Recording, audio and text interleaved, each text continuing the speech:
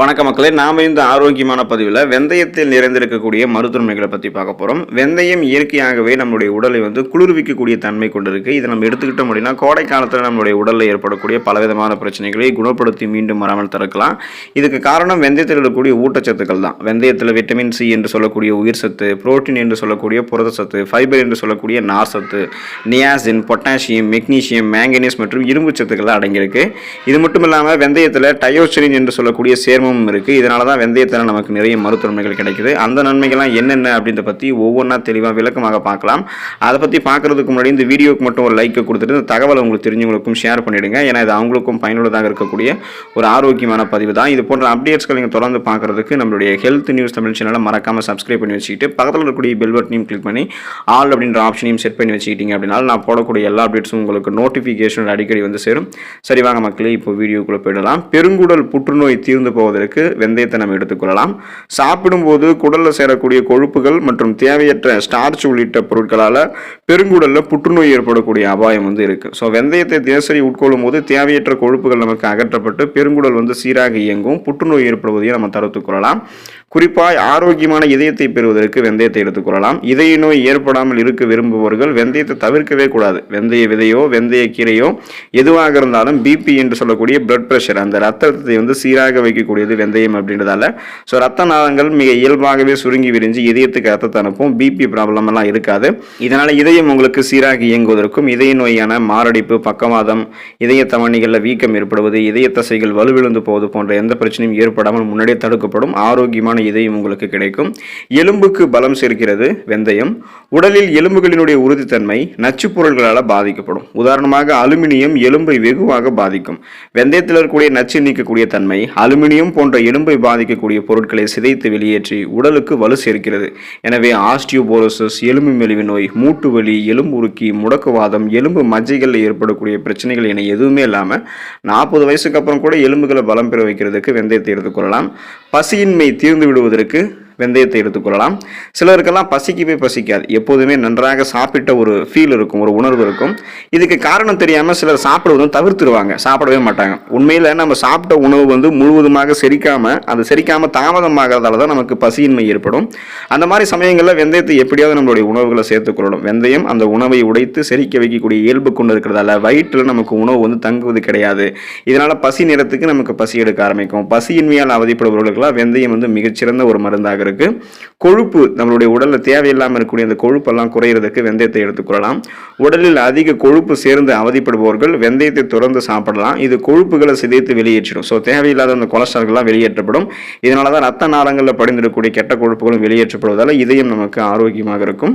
உடலில் தேங்கிய கழிவுகள் நீங்கி போவதற்கு வெந்தயத்தை பயன்படுத்தலாம். வெந்தயத்தில் இருக்கக்கூடிய ஆன்டி ஆக்சிடென்ட் மற்றும் ஃபைபர் உணவு செரிமானத்தை ஊக்குவிக்கக்கூடியது. ஸோ இது சாப்பிடக்கூடிய உணவுப் பொருட்களில் இருக்கக்கூடிய மோசமான பொருட்களை சிதைத்து வெளியேற்றுவதால உணவு செரிமானத்தை ஊக்குவிக்கிறதுல வெந்தயம் முக்கிய பங்கு வகிக்குது. இதனால நம்மளுடைய உடல்ல தேவையில்லாத கழிவுகள்லாம் எதுவும் இருக்காது. உடலில் இருக்கக்கூடிய கழிவுகள், அப்புறம் உடலில் இருக்கக்கூடிய கொழுப்புகள், நச்சுக்கிருமிகள் எல்லாமே வெளியே வந்துடும் நம்ம வெந்தயத்தை எடுத்துக்கிட்டோம் அப்படின்னா. இதன் மூலமாகவே நமக்கு பலவிதமான நோய்கள் குணப்படுத்தப்படும். சுவாச கோளாறு தீர்ந்து போவதற்கு வெந்தயத்தை எடுத்துக்கொள்ளலாம். சளி, காய்ச்சல் உள்ளிட்ட பிரச்சனைகளின் காரணமாக சுவாச கோளாறு ஏற்பட்டு அவதிப்படுபவர்கள் வெந்நீரில் வெந்தயத்தை போட்டு தினசரி குடிக்கலாம். வெந்தயம் பாக்டீரியாக்களை எதிர்த்து போராடி சுவாச பிரச்சனைகள் விடுதலை பெற்று தரும். ஸோ அதனால சுவாச கோளாறு தீர்ந்து போவதற்கு, சுவாசம் சார்ந்த பிரச்சனைகள் விடுபடுவதற்கு வெந்தயத்தை எடுத்துக்கொள்ளலாம்.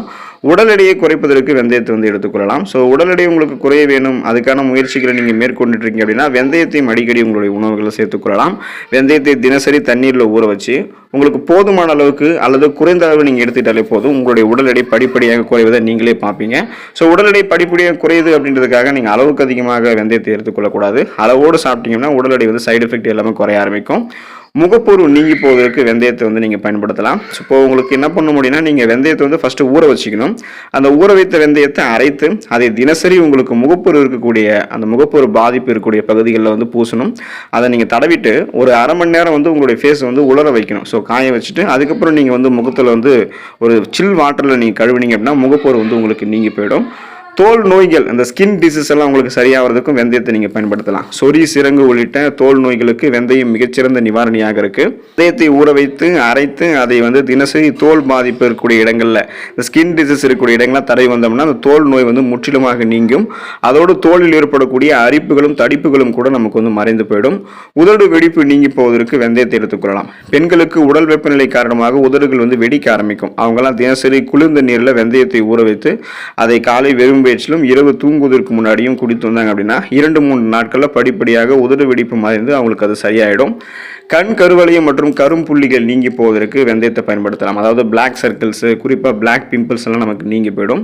வெந்தயத்தில் இருக்கக்கூடிய விட்டமின்கள் முகத்தில் தோன்றக்கூடிய கரும்புள்ளிகளையும் கண்ணில் ஏற்படக்கூடிய கருவளையத்தையும் நீக்குகிறது. வெந்தயத்தை அரைத்து முகத்தில் தடவி விட்டுட்டு உலர்ந்ததுக்கு அப்புறம் அது கழுவும் போது அது இறந்த செல்கள், டெட் செல்ஸ், பாக்டீரியா, அழுக்குகள் ஆகியவற்றை வெளியேற்றிடும். இப்போ வெந்தயம் கண் கருவளையம் இதெல்லாத்தையுமே நமக்கு கியூர் பண்ணிடும். சருமத்தை பளபளப்பாக்கும் மற்றும் சருமம் எப்போதுமே தூய்மையாக இருக்கிறதுக்கு வெந்தயம் உறுதுணையாக இருக்கும். வெந்தயத்தில் இருக்கக்கூடிய விட்டமின் சி என்று சொல்லக்கூடிய உயிர் சத்து பளபளப்பான சருமத்திற்கு உதவிகரமாக இருக்கும். ஸோ வெந்தயத்தை அரைத்து முகத்தில் தடவிட்டு சிறிது நேரம் கழித்து கழுவணும் அப்படின்னா வறட்சித்தன்மை நீங்கி முகம் பொலிவு பெறும். மேலும் இரவில் தூங்குவதற்கு முன்னாடி வெந்தய பொடியை முகத்தில் தடவிட்டு அதுக்கப்புறம் காலையில் எழுந்து கழுவிட்டு தூய்மையான துறையில் துடைச்சோம் அப்படின்னா முகம் நமக்கு பளிச்சுன்னு இருக்கும். வயிறு மற்றும் தொண்டை புண் சரியாவதற்கு வெந்தயத்தை பயன்படுத்தலாம். வயிறு மற்றும் தொண்டை பகுதியில் ஏற்படக்கூடிய புண்களை வெந்தயம் குணமாக்குது. மேலும் இது உடலை குளிர்ச்சியாக்கக்கூடிய இயல்பு கொண்டிருக்கிறதால உடல்ல கொப்புளங்களை குணப்படுத்துது. இது தவிர இருமல் மற்றும் தொண்டை கரகரப்பு உள்ளிட்ட பிரச்சனைகளை வெந்தயம் சரி பண்ணிடும். மலச்சிக்கல் தீர்வதற்கு வெந்தயத்தை எடுத்துக்கொள்ளலாம். தினசரி வெந்தயம் சாப்பிடுவதால் மலச்சிக்கல் நீங்கும். சாப்பிடக்கூடிய உணவை நல்லா செரிக்க வச்சு வயிற்றை சுத்தமாக வைத்துக் கொள்வதற்கு வெந்தயம் உறுதுணையாக இருக்கும். இதனால சீரற்ற குடல் இயக்கம், கடுமையான மலச்சிக்கல் போன்ற எந்த விதமான செரிமானம் சார்ந்த பிரச்சனையுமே இருக்காது. ரத்தத்தில் சர்க்கரையினுடைய அளவு கண்ட்ரோலாக இருக்கிறதுக்கும் நாளடைவில் அந்த சுகர் பிரச்சனை விடுபடுவதற்கும் வெந்தயத்தை எடுத்துக்கொள்ளலாம். வெந்தயம் சீரற்ற உணவு பழக்கம் காரணமாக ரத்தத்தில் அதிகரிக்கக்கூடிய சுகருடைய அளவை, அந்த சர்க்கரையினுடைய அளவை கண்ட்ரோல் பண்ணி சர்க்கரை நோய் ஏற்படுவதை தடுக்குது. ஸோ அப்போ வெந்தயத்தில் இருக்கக்கூடிய நார்சத்து, கார்போஹைட்ரேட் அளவை குறைத்து ரத்தத்தில் சர்க்கரை அதிகரிக்கிறத தடுக்குது. அதனால பிளட் சுகருடைய அளவை கண்ட்ரோலாக வைத்துக் கொள்வதற்கும் நாளடைவில் அந்த சுகர் பிரச்சனை விடுபடுவதற்கும் வெந்தயத்தை எடுத்துக்கொள்ளலாம். பேன் மற்றும் பொடுகு தொல்லை தீர்வதற்கு வெந்தயத்தை எடுத்துக்கலாம். தேங்காய் எண்ணெயில் வெந்தயம் மற்றும் கற்பூரத்தை போட்டு நீண்ட நேரம் ஊற வைக்கணும். இதை குளிக்கும் போது தலையில் நல்லா தேய்ச்சி அலசும் போது பேன் பொடுகு நீங்கும்.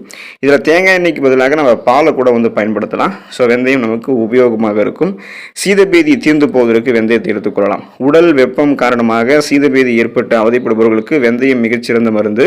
இது உடல் சூட்டை தணிக்கிறதால மிகச்சிறந்த சீதபேதி நிவாரணியாக விளங்குது. வெந்தயத்தை அப்படியோ அல்லது வறுத்து நீர் சேர்த்து தேன் கலந்து நல்லா பிசைஞ்சும் சாப்பிடலாம்.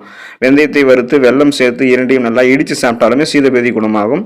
அல்லது வெந்தயத்தை மோரில் ஊற வைத்து குடிக்கலாம். மோரில் ஊற வைத்த வெந்தயம் வாயு உள்ளிட்ட வயிற்று பிரச்சனைகளுமே நமக்கு சரி பண்ணிடும். ஸோ அதுக்கு வெந்தயத்தை நம்ம எடுத்துக்கொள்ளலாம். ஸோ குறிப்பாக பார்த்தோம் அப்படின்னா வெந்தயம் நம்மளுடைய சிறுநீர் பிரச்சனையை சரி பண்ணுது. சிறுநீர் சம்பந்தப்பட்ட பிரச்சனை இருக்கிறவங்க வெந்தயத்தை உணவில் சேர்த்துக் கொள்ளலாம். இது உடலை குளிர்விப்பதோட உடல் வறட்சியை நீக்கி சிறுநீரை பெருக்குது. இதனால சிறுநீரக நோய்கள் வராமல் தடுக்கப்படுகிறது. சிறுநீர் கற்கள் தோன்றுவது, சிறுநீரகத்தில் தொற்று ஏற்படுவது, இன்ஃபெக்ஷன் ஏற்படுவது, இது போல எதுவுமே இருக்காது. கழிவு நீக்க மண்டல வேலையை மிக சிறப்பாக சிறுநீரகம் செய்யும். அதுக்கு வெந்தயம் உறுதுணையாக இருக்கும். இந்த நன்மைகளை நீங்கள் பெறுவதற்கு தொடர்ந்து வெந்தயத்தை எடுத்துக்கோங்க. வெந்தயம் உங்களுடைய உடலில் குளிர்ச்சியை உண்டு பண்ணி பலவிதமான உடல் வெப்பம் சார்ந்த பிரச்சனைகளை கியூர் பண்ணிடும். சருமம் சார்ந்த பிரச்சனைகளை கியூர் பண்ணிடும். உடலை ஆரோக்கியமாக வைத்திருக்கும். வெந்தயம் தொடர்ந்து சாப்பிட்டு நிறைய மருத்துவங்களை பெற்று நலமோடு வாழுங்க. அடுத்த ஆரோக்கியமான பதிவை மறக்காம சந்திப்போம். நன்றி மக்களே.